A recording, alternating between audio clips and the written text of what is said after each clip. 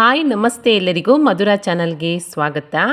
ಇವತ್ತು ನಾನು ತೆಂಗಿನಕಾಯಿಯನ್ನು ಬಳಸ್ಕೊಂಡು ಬಾಯಲ್ಲಿಟ್ಟರೆ ಬೆಣ್ಣೆಯಂತಹ ಕರಗುವಂತಹ ಒಂದು ತೆಂಗಿನಕಾಯಿ ಐಸ್ ಕ್ರೀಮ್ ರೆಸಿಪಿಯನ್ನು ನಿಮ್ಮ ಜೊತೆ ಶೇರ್ ಮಾಡ್ಕೊಳ್ತಾ ಇದ್ದೇನೆ. ಈ ಐಸ್ ಕ್ರೀಮ್ ರೆಸಿಪಿಯ ವಿಶೇಷ ಅಂದರೆ ತೆಂಗಿನಕಾಯಿ ಚಿಪ್ನಲ್ಲಿಯೇ ಮಾಡುವಂಥದ್ದು. ಬನ್ನಿ ನೋಡೋಣ ಹೇಗೆ ಮಾಡೋದಂತ. ಮೊದಲಿಗೆ ನಾನಿಲ್ಲಿ ಒಂದು ಅರ್ಧ ಕವಡಿ ಆಗುವಷ್ಟು ತೆಂಗಿನಕಾಯಿಯನ್ನು ತೆಗೆದುಕೊಂಡಿದ್ದೇನೆ. ಇವಾಗ ಇದನ್ನು ಪೂರ್ತಿಯಾಗಿ ತುರಿದುಕೊಳ್ತೀನಿ ಒಂದು ಪ್ಲೇಟ್ಗೆ. ನೋಡಿ ಈ ರೀತಿಯಾಗಿ ತುರಿದಿಟ್ಕೊಂಡಿದ್ದೇನೆ. ಹಾಗೆ ಈ ತೆಂಗಿನಕಾಯಿ ಚಿಪ್ಪನ್ನು ಕೂಡ ಸೈಡಲ್ಲಿ ಇಟ್ಕೊಂಡಿದ್ದೇನೆ. ಈ ಚಿಪ್ನಲ್ಲಿಯೇ ನಾವು ಐಸ್ ಕ್ರೀಮ್ ಮಾಡಿಕೊಳ್ಳುವಂಥದ್ದು. ಈಗ ಒಂದು ಮಿಕ್ಸಿ ಪಾತ್ರೆಗೆ ತುರ್ಕೊಂಡಿರುವಂತಹ ತೆಂಗಿನಕಾಯಿಯನ್ನು ಪೂರ್ತಿಯಾಗಿ ಸೇರಿಸ್ಕೊಳ್ತಾ ಇದ್ದೇನೆ. ನಂತರ ಇದಕ್ಕೆ ಸ್ವಲ್ಪ ನೀರನ್ನು ಸೇರಿಸಿ ನುಣ್ಣಗೆ ರುಬ್ಬಿ ಪೇಸ್ಟ್ ಮಾಡಿ ನಂತರ ಇದರಿಂದ ಕಾಯಿ ಹಾಲನ್ನು ತೆಗೆದುಕೊಳ್ತಾ ಇದ್ದೇನೆ. ನೋಡಿ ಈಗ ರುಬ್ಕೊಂಡಿರುವಂತಹ ತೆಂಗಿನಕಾಯಿ ಪೇಸ್ಟನ್ನು ಈ ರೀತಿಯಾಗಿ ಸೋಸ್ಕೊಂಡು, ನೀವು ಬಟ್ಟೆಯಲ್ಲಿ ಕೂಡ ಸೋಸ್ಕೊಂಡು ಕಾಯಿ ಹಾಲನ್ನು ತೆಗೆದುಕೊಳ್ಬೋದು. ನಾನು ಈ ರೀತಿಯಾಗಿ ಜರಡಿ ಹಿಡ್ಕೊಂಡು ಇದರಲ್ಲಿ ಬಂದಿರುವಂತಹ ಕಾಯಿ ಹಾಲನ್ನು ತೆಗೆದಿಟ್ಕೊಂಡಿದ್ದೇನೆ. ನೋಡಿ ಇದನ್ನು ಪಕ್ಕದಲ್ಲಿ ಇಟ್ಕೊಂಡು ಈಗ ಮಿಕ್ಸಿ ಪಾತ್ರೆಗೆ ಒಂದು 10 ಗೋಡಂಬಿಯನ್ನು ಸೇರಿಸ್ಕೊಳ್ತಾ ಇದ್ದೇನೆ. ಹಾಗೆಯೇ ಒಂದು ಬಾಳೆಹಣ್ಣನ್ನು ಚಿಕ್ಕ ಚಿಕ್ಕದಾಗಿ ಕಟ್ ಮಾಡಿಕೊಂಡು ಸೇರಿಸ್ಕೊಂಡಿದ್ದೇನೆ. ನೀವು 1 ಅಥವಾ 2 ಬಾಳೆಹಣ್ಣು ಕೂಡ ಸೇರಿಸ್ಕೊಳ್ಬೋದು.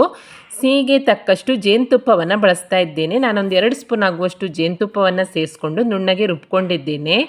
ನಂತರ ತೆಗೆದಿಟ್ಕೊಂಡಿರುವಂತಹ ಕಾಯಿ ಹಾಲನ್ನು ಸೇರಿಸ್ಕೊಂಡು ಮತ್ತೆ ಇದನ್ನು ಒಂದು ರೌಂಡ್ ನುಣ್ಣಗೆ ರುಬ್ಕೊಳ್ತೀನಿ.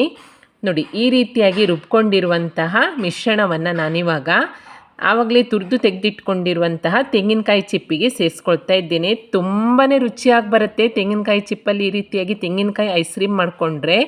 ನೋಡಿ ತೆಂಗಿನಕಾಯಿ ಚಿಪ್ಪಿಗೆ ಸೇರಿಸ್ಕೊಂಡ ನಂತರ ನಿಮ್ಮ ಹತ್ರ ಈ ರೀತಿಯಾಗಿ ಸಿಲ್ವರ್ ಕವರ್ ಇದ್ದರೆ ಇದರಿಂದ ಕ್ಲೋಸ್ ಮಾಡ್ಕೊಳ್ಳಿ. ಇಲ್ಲ ಅಂತ ಹೇಳಿದರೆ ಯಾವುದಾದ್ರೂ ಡಬ್ಬದ ಮುಚ್ಚುಳ ಇದ್ದರೂ ಕೂಡ ಈ ತೆಂಗಿನಕಾಯಿ ಚಿಪ್ಪಿಗೆ ಮುಚ್ಚಿ ಇಟ್ಕೊಳ್ಬೋದು. ನಾನು ಈ ರೀತಿಯಾಗಿ ಸಿಲ್ವರ್ ಕವರ್ನಿಂದ ಇದನ್ನು ಕವರ್ ಮಾಡಿಕೊಂಡು ಇದನ್ನೀಗ ಒಂದು 7 ರಿಂದ 8 ಗಂಟೆ ಡೀಪ್ ಫ್ರೀಝರ್ನಲ್ಲಿ ಇಡ್ತೀನಿ. ಒಂದು 8 ಗಂಟೆಯ ನಂತರ ನೋಡಿ ಬಾಯಲ್ಲಿಟ್ಟರೆ ಬೆಣ್ಣೆಯಂತೆ ಕರಗುವ ಅಮೃತಕ್ಕೆ ಸಮಾನವಾದಂತಹ ಐಸ್ ಕ್ರೀಮು ರೆಡಿಯಾಗುತ್ತೆ. ಟೇಸ್ಟ್ ಅಂತೂ ತುಂಬಾ ಸಖತ್ತಾಗಿರುತ್ತೆ. ಬನ್ನಿ ಸರ್ವ್ ಮಾಡ್ಕೊಳ್ಳೋಣ. ನೀವು ಇದ್ರ ಮೇಲ್ಗಡೆ ಸ್ವಲ್ಪ ಡ್ರೈ ಫ್ರೂಟ್ಸ್ ಹಾಕಿ ಕೂಡ ಸರ್ವ್ ಮಾಡ್ಕೊಳ್ಬೋದು, ಹಾಗೆ ಕೂಡ ತಿನ್ಬೋದು. ತುಂಬಾ ಸಖತ್ತಾಗಿರುತ್ತೆ.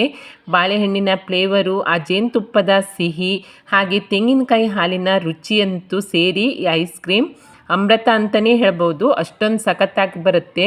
ಅದು ತೆಂಗಿನಕಾಯಿ ಚಿಪ್ಪಲ್ಲೇ ಮಾಡ್ಕೊಳ್ಳೋದ್ರಿಂದ ಬೇರೆ ಥರದ ಟೇಸ್ಟೇ ಇರುತ್ತೆ. ತುಂಬಾ ಸಖತ್ತಾಗಿರುತ್ತೆ. ನೋಡಿ ಎಷ್ಟು ಚೆನ್ನಾಗಿ ಬಂದಿದೆ ಅಂತ. ನೀವು ಇದ್ರ ಮೇಲ್ಗಡೆ ಸ್ವಲ್ಪ ಡ್ರೈ ಫ್ರೂಟ್ಸನ್ನು ಪುಡಿ ಮಾಡಿ ಸೇರಿಸ್ಕೊಂಡು ಕೂಡ ಸರ್ವ್ ಮಾಡ್ಕೊಳ್ಬೋದು. ತುಂಬಾ ಸಖತ್ತಾಗುತ್ತೆ. ಮಕ್ಕಳಂತೂ ತುಂಬಾ ಇಷ್ಟಪಟ್ಟು ತಿಂತಾರೆ. ನಮ್ಮನೇಲಂತೂ ಮಕ್ಕಳಿಗೆ ಈ ಐಸ್ ಕ್ರೀಮ್ ತುಂಬಾ ಇಷ್ಟ ಆಯಿತು. ಮಾಡೋದು ಕೂಡ ಸುಲಭ. ಒಂದು 3 ರಿಂದ 4 ಸಾಮಗ್ರಿ ಇದ್ದರೆ ಸಾಕು. ತುಂಬಾ ರುಚಿಯಾದಂಥ ಐಸ್ ಕ್ರೀಮನ್ನು ರೆಡಿ ಮಾಡ್ಕೊಳ್ಬೋದು. ನೀವು ಕೂಡ ಟ್ರೈ ಮಾಡಿ ನೋಡಿ.